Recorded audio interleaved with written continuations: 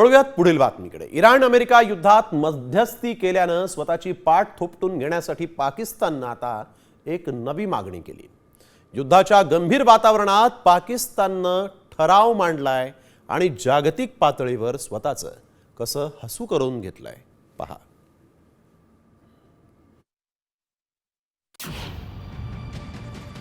नोबलसाठी पाकची युद्धात मध्यस्थी।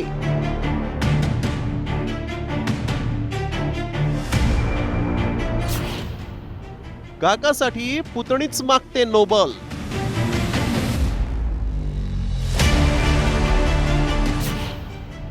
पाकच्या मागणीनं जगभरात हसू।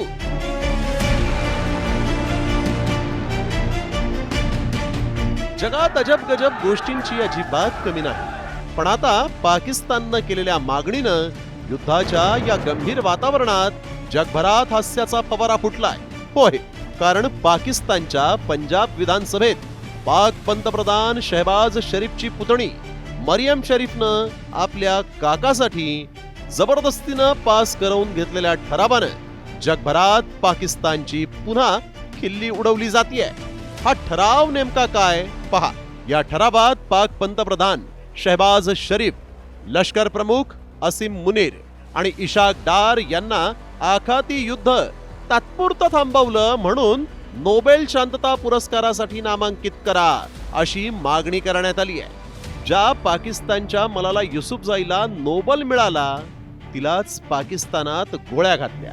ती सध्या दुसऱ्या देशात आश्रित म्हणून जगतीये आणि यांना नोबेल पाहिजे।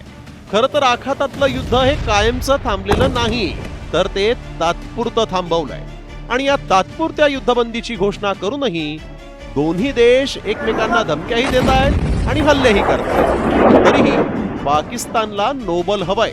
शहबाज शरीफ सत्तेत आल्यापासून पाकिस्तानचं कर्ज दुपटीनं वाढलं। महागाईचा आगडोम तर दिवसेंदिवस पाकमध्ये वणव्यासारखा भडकतोय। बलुचिस्तान, अफगाणिस्ताननं पाकला हैराण केलाय। भारताकडूनही वेळोवेळी सर्जिकल स्ट्राईकचा प्रसाद या पाकला मिळतोच आहे। इतक्या आघाड्यांवर अपयशी ठरलेल्या पाकला जगभरातील ही नाचक्की रोखण्यासाठी आता हवा आहे नोबेल, जागतिक शांततेचा पुरस्कार। थोडक्यात काय तर खिशात नाही आणा आणि मला बाजीराव म्हणा, अशीच या पाकिस्तानची गत झाली आहे। ब्युरो रिपोर्ट, साम टीव्ही मराठी।